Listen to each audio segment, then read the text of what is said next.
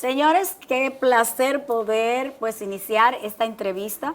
Ustedes saben que es costumbre nuestra poder conectar con los aspectos importantes que impactan la familia y sobre todo cosas muy puntuales que pasan en la salud de los seres humanos. Hoy tenemos aquí como invitado al Grande Liga, así lo vamos a llamar por hoy, al doctor Eric Alcántara, quien es pues doctor en medicina del sueño.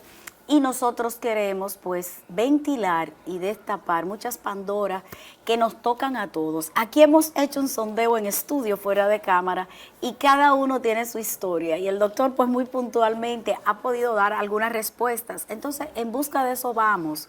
Ustedes en casa hoy van a empezar a ubicarse en cada una de estas situaciones y sé que él podrá ubicarnos y darnos esas pinceladas importantes que nos ayuden a poder tener una calidad de sueño restauradora, reguladora de nuestro organismo y lo más importante, que si tenemos alguna condición de sueño, entonces la vamos a descubrir, doctor. ¿Bien? Así es. Qué Hola. placer tenerlo aquí esta tarde. Muchas gracias, igualmente. Bueno, mire, de verdad que usted a mí me ha motivado, porque definitivamente uno a veces no está tan claro de tantos factores que pueden perturbar el sueño y con la importancia que tiene el sueño para el organismo.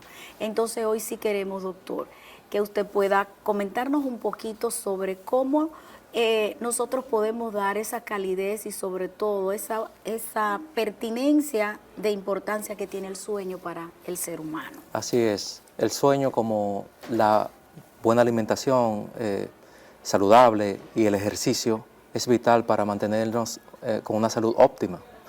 La medicina del sueño, que es una subespecialidad bien joven, una de las más recientes, que inició todo alrededor del año 1979-80 en Europa y en los Estados Unidos en combinación, fueron creándose las especialidades de medicina del sueño en diferentes hospitales.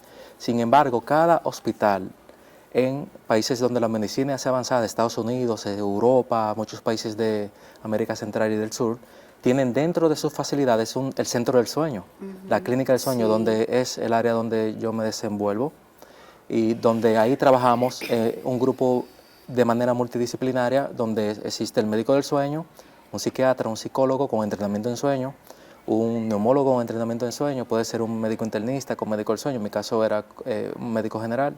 Tuve la oportunidad de trabajar en muchos hospitales y entrenarme fuera del país en esa área de medicina del sueño que me fascinó desde el principio cuando yo supe que eso existía, porque prácticamente aquí, cuando nosotros pasamos por nuestra educación de medicina, el sueño se sitúa ya en 2 páginas en el libro de neurología, por ejemplo. Ya tú sabes. Y en las especialidades, en las diferentes especialidades, solamente son algunas páginas.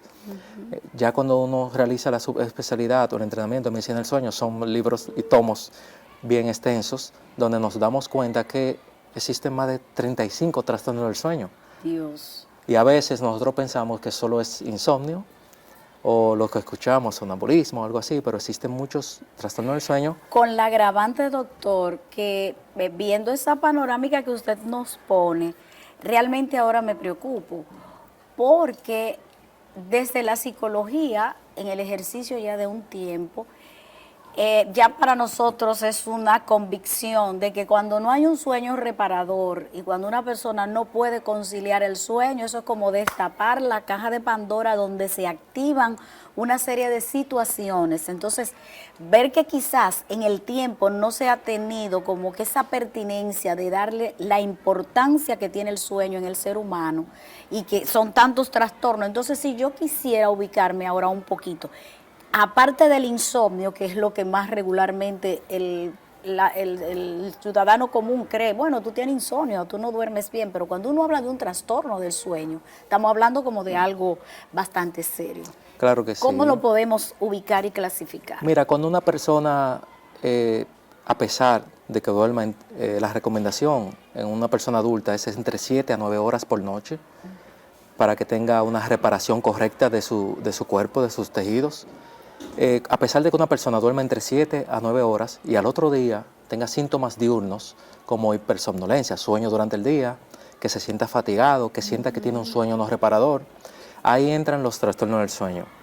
donde si un paciente, los más frecuentes en nuestro país, eso es una parte importante saber cuáles son los más frecuentes. Sí, sí. A nivel mundial, que podamos identificar. exactamente, a nivel mundial y en nuestro país el insomnio es uno de los más frecuentes, seguido del trastorno respiratorio del sueño llamado apnea obstructiva del sueño, donde de cada 10 hombres, tal vez 6, 7 tienen apnea obstructiva del sueño y no lo saben. Solo en Estados Unidos, en los últimos estudios que se han hecho, se habla de 50 millones de personas con apnea obstructiva del sueño sin diagnosticar. Usualmente la apnea obstructiva del sueño es un trastorno respiratorio donde un paciente se duerme y la respiración hace un cese de la respiración, es decir, un cese de la respiración, que el término apnea es por eso, que dura 10 segundos, que puede ser parcial el cierre de la área faríngea o total. Con una sensación de asfixia. Una sensación de asfixia, y no siempre es sensación de asfixia, muchas veces lo que causa es un micro o un macro despertar en el cerebro, que el paciente tiene interrupciones frecuentes durante la noche, y si ese cierre ocurre 5 veces por hora, ya tiene apnea leve el paciente. Si ocurre 15 veces a 30 veces moderada y más de 30 veces por hora, es severa. Hemos visto casos en la clínica de pacientes que dejan de respirar más de 90 veces por hora. Y muchas veces ese paciente llega a su médico de cabecera, y ese médico de cabecera, tal vez con tantos trabajos que tiene, se le olvida que puede hacerle el estudio del sueño al paciente, lo que hace es que le indica una pastilla para que se duerma. Y es un error medicar al paciente sin primero determinar cuál es el trastorno del sueño de base. Porque este paciente ese medicamento usualmente actúa en el sistema nervioso y puede actuar ocurriendo más obstrucciones del paciente, ocasionándole más obstrucciones. Por lo tanto, es bueno tener en cuenta los trastornos del sueño. Luego del trastorno de la apnea obstructiva del sueño existe el trastorno de síndrome de movimiento periódico de piernas o piernas inquietas también. Piernas inquietas es cuando un paciente tiene la sensación de mover las piernas antes de dormirse. Es decir, mientras se va a dormir, mueve mucho las piernas. Si continúa moviéndolas durante el sueño, se le llama síndrome de movimiento periódico de piernas. Son dentro de los más frecuentes que vemos en el país. También vemos muchos casos de bruxismo nocturno, las personas que mastican durmiendo también. Sí. Todo ese tipo de trastornos causan micro despertares. El paciente se siente agotado al otro día. También existe la narcolepsia, que es lo opuesto al insomnio, que es un trastorno del sueño de hipersomnolencia de tipo central. Muchas veces es desconocida, idiopática se le llama, y muchas veces se hace el diagnóstico de la misma narcolepsia per se, donde este paciente tiene un sueño, una hipersomnolencia y mucho sueño durante el día, a pesar de que duerme 9, 12 horas durante la noche, continúa teniendo sueño. Esto le afecta con su desenvolvimiento. Cada trastorno del sueño tiene impacto socioeconómico en la vida de ese paciente, porque un paciente con un trastorno del sueño no tiene un nivel cognitivo normal, como una persona que duerma bien. Entonces ese paciente va a tener algunos errores en su trabajo, puede tener un accidente automovilístico. Los accidentes y los trastornos del sueño se relacionan mucho. En los países avanzados han hecho estudios donde hay una relación bien estrecha en cuanto a los accidentes y las personas que se duermen mientras manejan. Entonces ese paciente se mantiene irritado. Así es. Entonces ese paciente, los ingresos hospitalarios, la visita a los médicos, porque el que no duerme se le afecta el sistema cardiovascular, cerebral, metabólico, comienza a ganar peso. Entonces la obesidad es una enfermedad hoy día que lleva al paciente que sufre de otro tipo de enfermedades que a veces son irreversibles, solamente por no dormir. Imagínate tú. Así es. Que si no le prestamos atención a estos asuntos, estaremos corriendo un riesgo de convertirnos quizás en una población con muchísimas situaciones de salud, que de cara al lento paso o ya quizás encaminándonos hasta darle la importancia que tiene quizás cuidar el sueño y saber qué parámetros debe tener una persona que quiera decir, bueno, de ahora en adelante, viendo esta entrevista, yo me estoy dando cuenta que yo no tengo un sueño reparador, que me siento de algunas de las maneras de estas descripciones. Entonces, ¿qué hacer para uno comenzar a proporcionarse, poder tener una calidez de sueño oportuna, que aunque no duerma, porque ahorita decía 8 o 9 horas, es difícil, doctor. 7 a 9. De 7 a 9, es difícil uno poder decir que me acosté y yo voy a dormir 9 horas, menos que no sea de que un fin de semana que cogí para un sitio, porque ya el cuerpo ni siquiera está adaptado. Entonces, ¿cómo hacemos para nosotros poder revertir un poco esa ausencia del sueño? Mira, la realidad es que El tiempo de sueño depende de qué paciente sea. Hay pacientes que son dormidores cortos, Sí, duermen 6 horas, y 5 horas y al otro día se sienten normal. se sienten No bien. tienen, Eso eso es puede ser, válido. claro que sí. Si ese paciente no tiene ningún síntoma diurno, no tiene fatiga, no le da dolor de cabeza al despertar, no siente que tiene un sueño superficial y se siente activo en su trabajo y su nivel cognitivo está normal, pues es un dormidor corto. También lo que le puede llamar la atención a un paciente es si yo me voy a la cama, por ejemplo, y me toma más de 30 minutos conciliar el sueño, y eso ocurre más de 3 veces a la semana, ya yo puedo pensar que tengo un trastorno de insomnio de conciliación de sueño. Eso debe de encender la alerta a ese paciente. Si ese paciente, a pesar de que se duerma dentro de 30 minutos cuando se va a la cama, pero tiene varios despertares durante la noche, que son muchas veces prolongados, es entonces de mantenimiento, insomnio de mantenimiento. Y si ocurre 3 veces a la semana, por más de 3 meses ya sería crónico. Si no, el paciente no debe esperar llegar a ser crónico. Si la alerta de que tengo algún problema con mi sueño en las primeras 2 o 3 semanas, lo importante es, lo ideal sería buscar ayuda inmediatamente para que ese paciente no entre a un insomnio crónico, por ejemplo, que es uno de los más frecuentes. Y más a veces, cuando con esto de la pandemia, por ejemplo, de esta preocupación, Sí. de lo que no ese estrés que nos causaba y esa ansiedad de no saber lo que ocurría, Así. de las pérdidas Lo que viene, familiares. me voy, no me voy. Exacto. Todo eso fueron factores precipitantes del insomnio. La ansiedad es de doble vía con el insomnio. Un paciente que se vaya a la cama con esa ansiedad, con esa sensación, con ese estrés de no saber lo que ocurría, causó mucho insomnio. Es decir, el insomnio incrementó, el problema del sueño incrementó luego de la pandemia. Sí. No solo por eso, sino porque durante la pandemia los pacientes, la mayoría, comenzaron a trabajar desde la casa. Es decir, el paciente y los estudiantes también universitarios estudiar desde la casa. Entonces el paciente, luego de que retomaron su vida normal, que volvimos a la labor, a la universidad, comenzaron también los trastornos de insomnio, porque ese paciente cambió su rutina.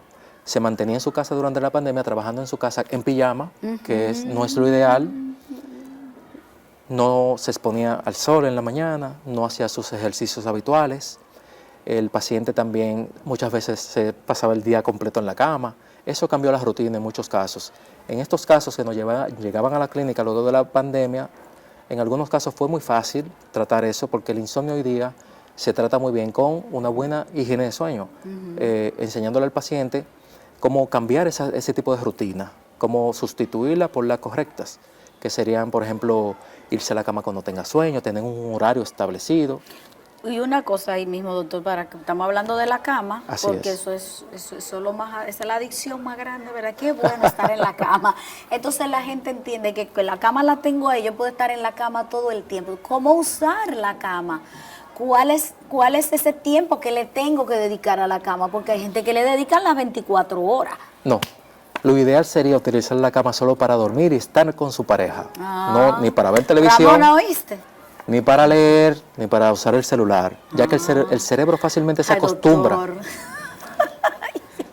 Es que uno se tira ahí y uno se le van las horas. No, mira, si en caso de que un paciente, por ejemplo, requiera una siesta, es muy recomendable. La Sí. siesta ayuda mucho a que nuestro organismo como que se recupere rápidamente. Sí. Pero si el paciente sufre de insomnio, se les recomienda una siesta de poco tiempo, 30, 40 minutos, no más de ahí, para que no le quite hora de sueño a su Al sueño nocturno. Claro, claro. Entonces, lo ideal sería que ese paciente utilice la cama solo para dormir.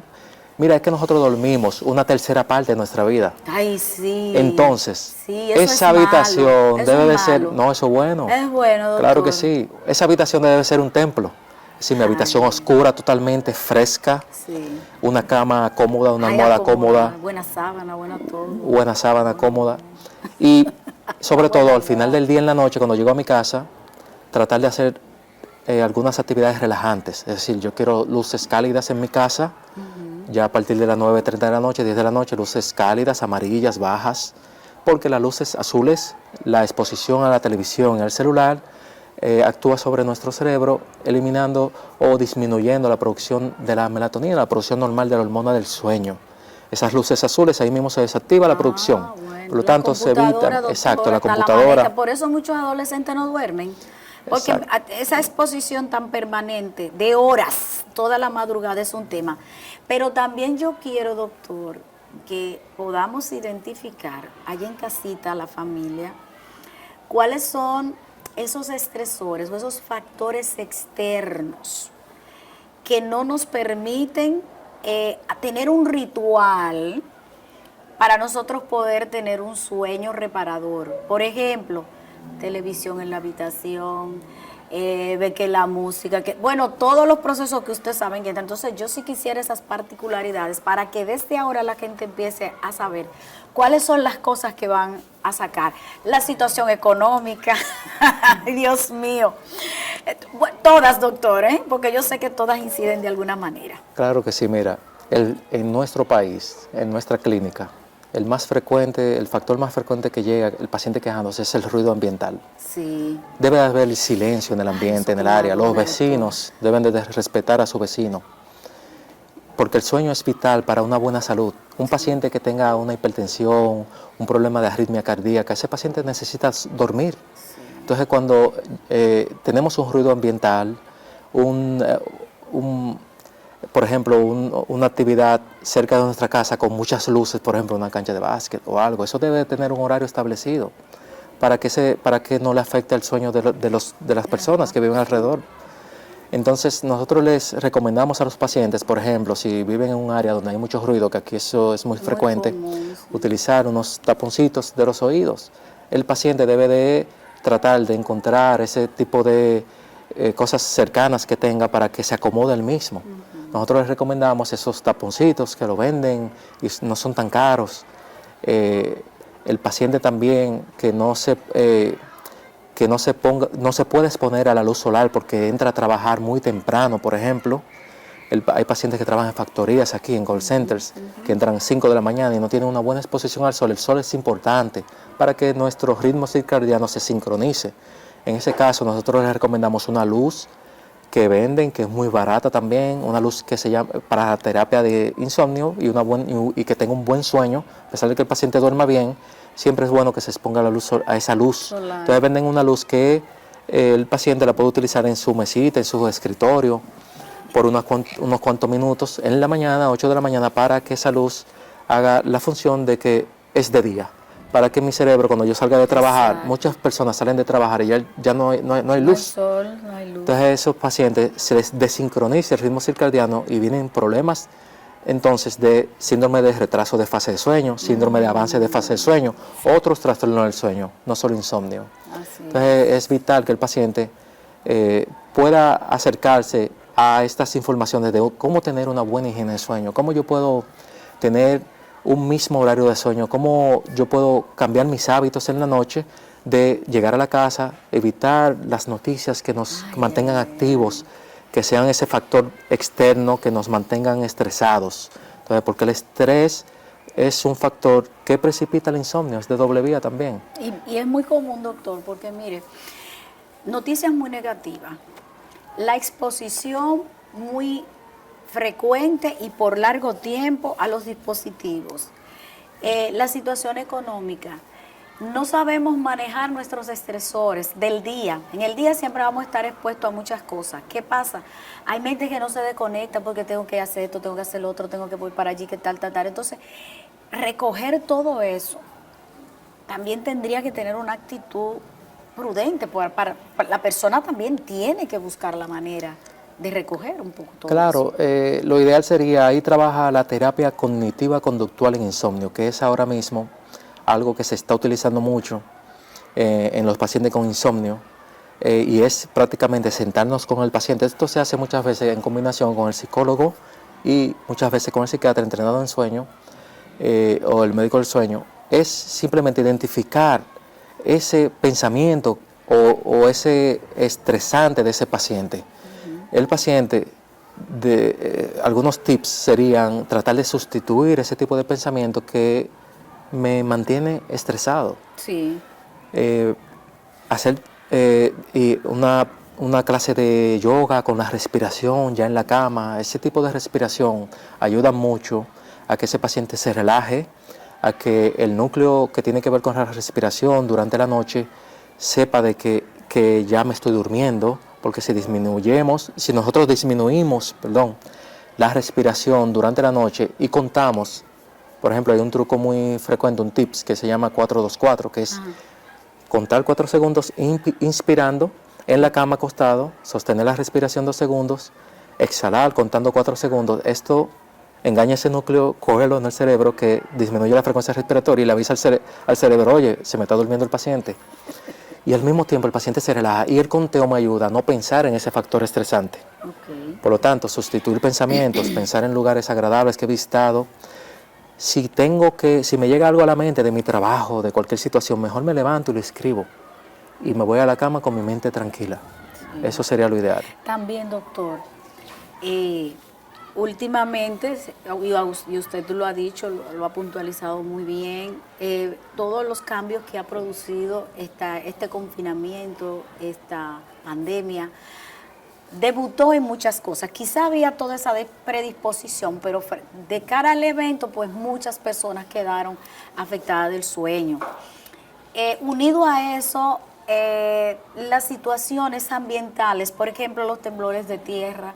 He tenido personas ya en consulta con pánico, con situaciones por los temblores de tierra, no pueden conciliar el sueño. Entonces, en esa parte ahí, ¿cómo podemos hacer? Quizás sería más medicable, más hacia el aspecto psiquiátrico que el psicológico. ¿Cómo pudieran las familias abordar o emplazar estas situaciones? Usualmente, si esa persona no tiene un factor predisponente de historia de insomnio, o de un trastorno de salud mental, un problema de salud mental, usualmente este paciente solamente con una buena psicología, con una buena terapia, mejora y trata de implementar algunas técnicas para que cuando ocurran estos fenómenos no le afecte tanto en su salud mental. Ya que estos fenómenos, por ejemplo, si un paciente tiene historia familiar de insomnio, esto es un desencadenante. Alguna pérdida familiar es un desencadenante, una ruptura matrimonial es un desencadenante de ese insomnio, por ejemplo. En algunos casos estos pacientes responden bien cuando van al psicólogo, pero si ese paciente ya pasa de 3 meses y no ha mejorado, lo ideal sería utilizar algún inductor del sueño a corto plazo, en combinación con una buena higiene de sueño, con una buena terapia cognitiva conductual, y ese inductor del sueño para simplemente sincronizar el ritmo circadiano y volver a ese paciente a como era antes, ese cerebro a que duerma y descanse a como era antes. Es posible llegar ahí. Exacto. Ramona, calma los nervios, estate tranquila, que ya voy casi terminando. Mira, doctor, 2 cosas ya en la parte final.